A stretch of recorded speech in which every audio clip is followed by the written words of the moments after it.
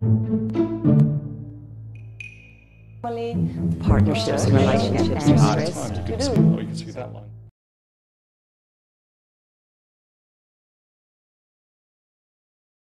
What I want to do tonight in the 20 minutes I have allocated to me, because we want to allow plenty of time for questions, is just talk a little bit about the history and do, I guess, a little bit of an answer to Joanna's question, which is why do you need a museum of contemporary art? And we'll start with the building, of course, an extraordinary building in an extraordinary site. The museum was established in 1991. It came out of a private bequest to the University of Sydney. It was actually began its life as a university, an offshoot of the University of Sydney, but very quickly, after it opened in 91, developed very much its own personality, very distinct from the university. And it opened with a great bang, 3,000 members, a lot of accolades. The first 5 years went extremely well, and then unfortunately, as often happens, financial imperatives intervened and the university began to withdraw its funding, which unfortunately led to headlines like this and like this. 1999, I think that was about 3 months after I was appointed, and somewhat distressing to read that this was the attitude of the press towards what actually was still a really interesting museum doing really interesting things. And of course, lack of money is always a big problem. And so when I came in 1999, we knew we had to change the dynamic of the institution very quickly. And one of the things that we did immediately was to take the door charge off. And I have to admit that my board were somewhat nonplussed when at the first board meeting I said that was my first priority, given that we were indeed on the verge of bankruptcy. And they looked at me in great consternation and said, how is that going to help us financially? And I said, until we can re-engage with an audience, we are never going to be able to get the financials sorted out. And we were very fortunate that we were able to attract a major sponsorship. So in 2000, we duly took the door charge off and went free, and immediately had an extraordinary impact. And what it really demonstrated to me is that the Museum of Contemporary Art, any museum of contemporary art, has the possibility to engage with a wide audience. It is not something that is just for arts aficionados, but it can actually appeal to a very wide audience. And as you see here, more than 4,000 visitors have flocked to the MCA since it scrapped its admission charge. It was quite an extraordinary bolt, I think.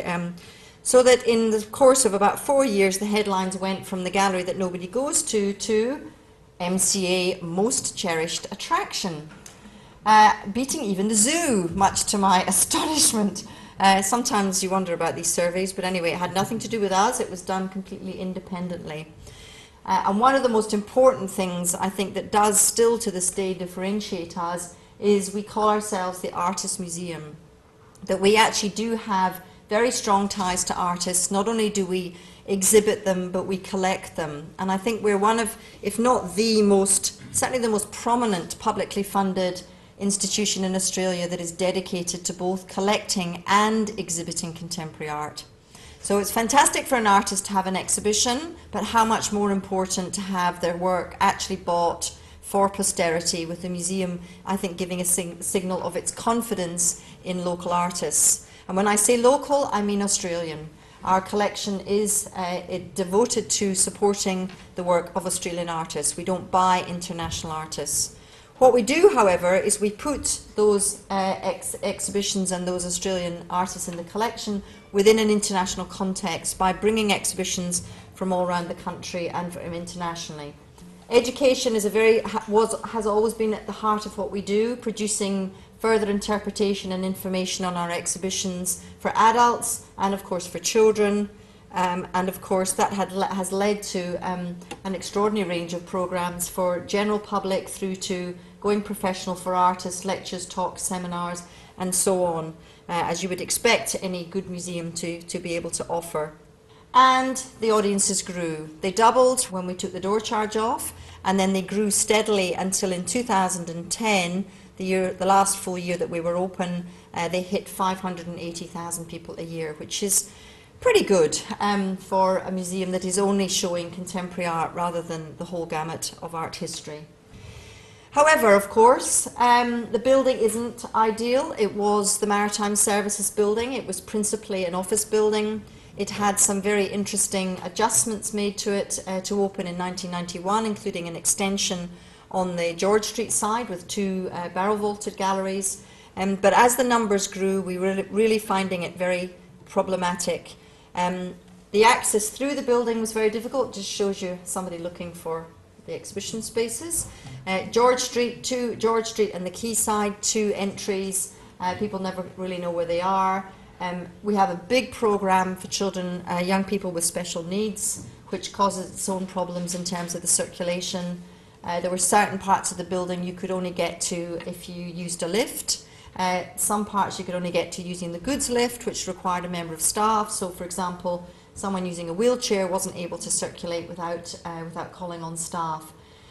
We did overcome all this for a number of years by excellent training of both the front of house staff and our education staff. So we did build a fantastic reputation for being very accessible and open to working with people with special needs. But the physical problems of the building were very, very problematic.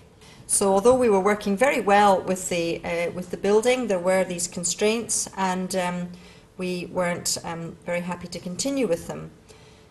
Annie Leibovitz's exhibition, I think, was sort of as we began to go into the redevelopment, and you can see here the numbers. And this was actually an exhibition that we were charging for, so we were able to operate very much on the free access model, which I believe very strongly in for a whole number of reasons. But from time to time, we do operate, we do have a show where people have to pay. The free access model is interesting because, as I said at the beginning, it was the way in which we kind of turbocharged the desire to get more people in, was to say it's free, come and check it out. But just because something's free doesn't mean to say people are going to go, because we're competing with people for their leisure time. And there are many, many different attractions and things that people have on offer nowadays, not least sitting at home and looking at things on a computer. So it's still a challenge, I think, to encourage people to come. And I think that brings me to probably my final point about why MCA, which is that the reason why I believe that contemporary art galleries have been so successful all around the world is because they are social spaces. And they are something that has been embraced by museums and galleries, that they are spaces where people come together around ideas and around art. And it's a great place for people to gather, for people to say to their friends, see you down at the MCA on a Sunday morning, have a cup of coffee, check out an exhibition, maybe buy something in the shop, birthday present for a friend. And museums, and it used to be, you know, for a while in the 90s, there was a sort of criticism of this rise of coffee shops and gift shops and everything around museums and galleries. But in fact, I think it's really important that you add that dimension to the visit. So the building, obviously, getting very crowded, the problems I've outlined were becoming more and more apparent, and all this time we'd been quietly working behind the scenes on redevelopment potential. In 2000 there was an attempt to do something with the building which resulted in a proposal to knock it down. We realised very quickly that that was not something that the public was going to wear, and the state government made it abundantly clear that they would never allow it. It was just far too problematic, particularly in a city like Sydney where so much has been lost. The building isn't strictly speaking a heritage building, but it has enormous, I think people identify with it enormously, and to be knocking it down was certainly not something that we were very happy about. That proposal fortunately fell away, and shortly afterwards we began working with Sam Marshall about looking at the issues and looking at how we could resolve them, and building a case for an expansion of the museum over time. And I'm now going to hand over to Sam.